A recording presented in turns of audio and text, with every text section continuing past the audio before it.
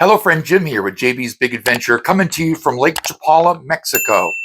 And that's right, I'm going to be talking about renting versus buying and the benefits and the pros and cons of both. Now, one of the things that I do is I encourage people to rent first. And one of the biggest reasons is that way you get a chance to really understand Lake Chapala. And if you're going to buy and invest money into a house, where in fact do you want to be?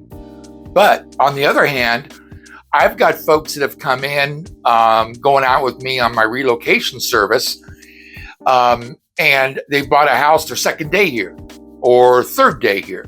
And I've got folks that have actually come and bought in several houses.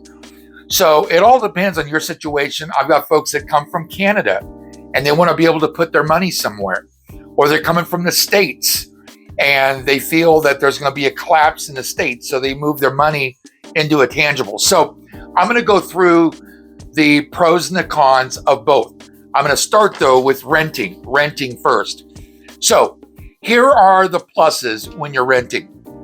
And it's taken me a while to put together this list because I really wanted to find the pros and the cons that actually are applicable and are pertinent to individuals that are coming to Lake Chapala. First one, there's no large investment. So when you're renting, you don't have to pay any kind of an investment because the house is already purchased.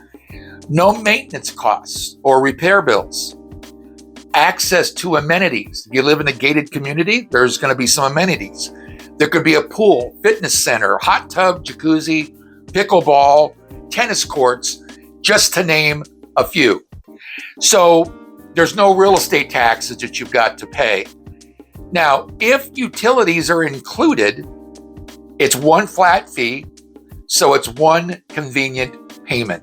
That, in fact, is if the utilities are included in the rent. Another plus, more flexibility on where you want to live. Now, what's interesting is if you're paying $2,000 a month and you're in the States, and let's say that $2,000 a month, you're able to live in an apartment, or you live in an area where it's a 1-bedroom, 1-bath.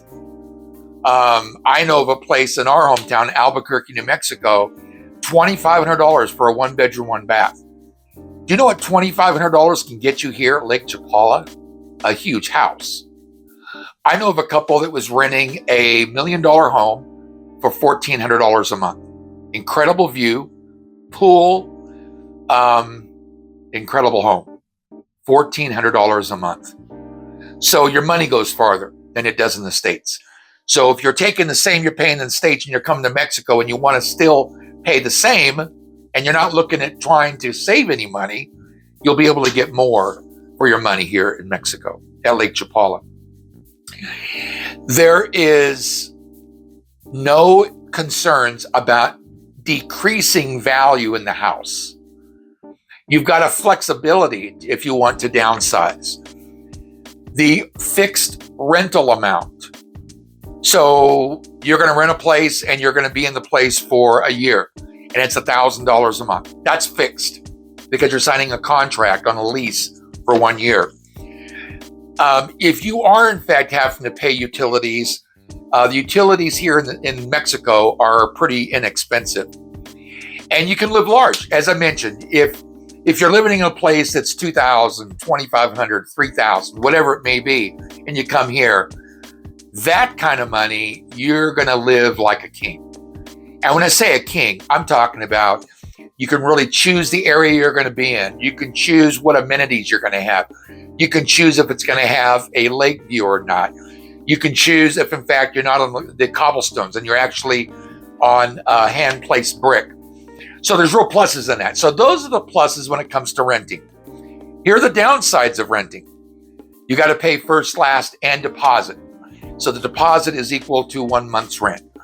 Let's say that the rent is $1,000 a month. That means you'll come up with $3,000 to move in. So it's first, last, and deposit. The rent can increase. So let's say, for example, you could be renting a place.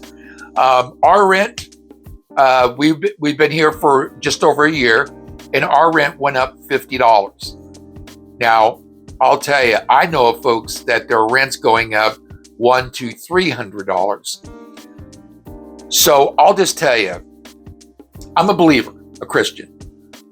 I believe that Barbara and I are where we're at because it's a God thing. It wasn't our finding, and it was our rental agent, and she knew we were needing to move, and we wanted to stay in the same community, and it all worked out. And we live in a place right now that we could not. I've driven around Lake Chapala on the North Shore so much, I could not find a place to live like what we live anywhere here at Lake Chapala. I can't name a house or a community that you'd be able to live the very grateful way and place that we live. It's definitely not of our doing, and it's a God thing. So here's a negative about renting. You're not building any equity. You're paying for somebody's house, basically. There are landlords that don't accept pets, whether it's a dog, whether it's a cat. They do not accept pets, so that can be a negative. You can be evicted at any time for any reason.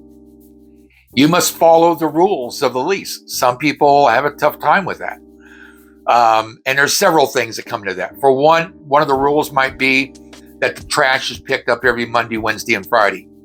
And your trash has to be on the curb by 9 o'clock in the morning. And you're putting yours out at 10 o'clock. Well, it's not going to get picked up. So there's rules. That's just one of the rules. In a gated community, that's kind of the way things work. Now, there's other parts of the towns here along the lake that they pick up once a week. So it just all depends on where you're at and how that works. So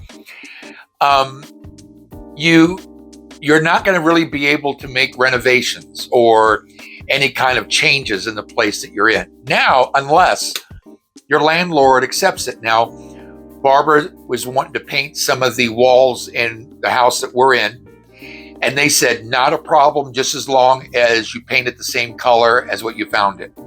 So not a problem. Well, we plan on living here forever, so that's not a problem for us. So, but that can be an issue. There's no HOA to deal with. I've heard some stories about some HOAs here, and on the rental side. So one of the things that rental agents will say is, well, HOA is paid. Well, HOA, if you're coming from the States, is always paid by the owner. You don't even hear about that. It's not like that's a benefit. It's just something that the owner already does. So you will see at times it says, well, HOA fees. So just know that that's not something you have to deal with when you're renting. Your rent can mean money lost. So remember, you're giving out $1,000 every month. That's $12,000 a year. Okay, that's $24,000 in 2 years. So in 4 years, that's $50,000. So as you can see, you're paying for somebody else's house. If you're an owner, you're buying a house, it's 100% you're paying up front. That's something you don't have to do. But the thing is, you're doing that. But as a renter, one of the negatives is you're not going to build any kind of equity or anything. You're paying for somebody else's house. You got to be careful for rental fraud. That's a big thing.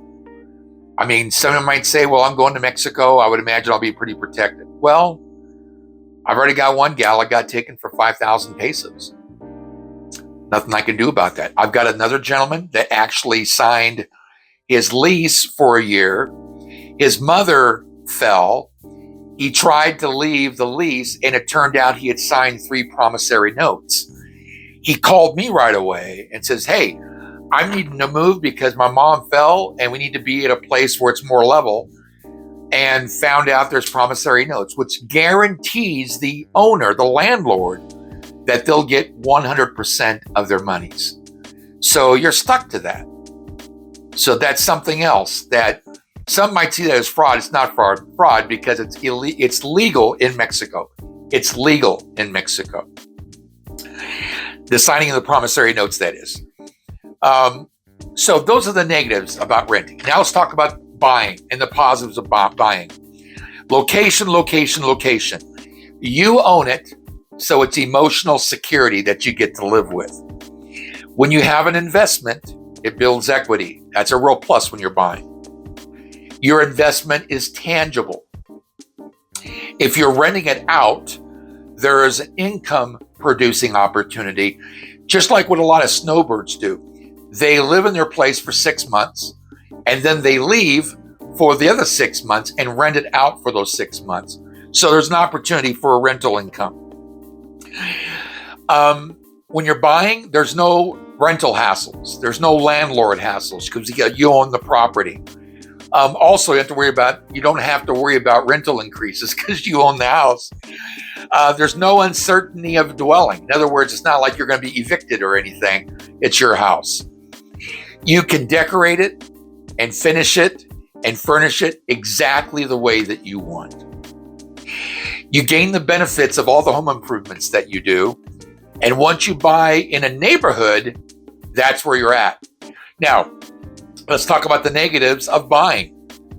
For one, you pay all the utilities, unless, if you're renting it out to somebody and they're going to pay the utilities, you're not paying the utilities. But I'm talking about if it's not a rental property and you're living here 12 months out of the year, you're going to be the one paying all the utilities and the maintenance and repairs. If you are renting it out, then there's going to be landlord issues and dealing with the management company, those kind of things that come with renting out properties. You had to pay 100% of the home price. So if it's $250,000, that's $250,000 up front. If it's $500,000 or if it's $1 million, whatever the number may be, you're coming up with that upfront cash all at one time. There's no financing. You're taking care of your home. So what are the negatives about that? Well, it's your home and you got to be the one that does all the upkeep. Now, in Mexico, you can hire people to do different things, but it's Mexico. So there might be other things that have to be done. So that is all done at your expense. The outdoor space can take lots of work. And again, so it's just like I just mentioned. So it might be that you want to put irrigation system in. It might be you want to plant trees, whatever it may be that's coming out of your pocket. HOAs to deal with. Now, when you're an owner and you're dealing with HOAs, that can really be an issue. The stories I hear about HOAs in Mexico haven't always been good ones. But here's what's interesting. I know of individuals that have had issues with HOAs that are just bad people. They don't take care of their place. They don't follow the rules. There's just been some stuff. I want to share all of it because I don't want to be negative about it. But there are HOAs, and that's what you'd be paying the HOA fees and dealing with them personally. Home prices are rising. So if you're looking at buying right now and the home prices are rising, the house that you could have bought 6 months ago might be worth another $50,000 now, or $100,000, whatever it may be, whatever the market holds, that is what you'd be paying for it. So in buying a home, if you don't buy right now and you wait, then there's a good chance you'll be paying more for the house. You're the one paying all the real estate taxes. Although real estate taxes are real inexpensive. The numbers I've been given for homes that are in, $200,000-300,000 is like $200-300 a year for real estate taxes. The expenses in upgrading. So let's say, for example, that you want to go because 110 volts is actually common in Mexico, especially here at Lake Chapala. 110 volts versus 220.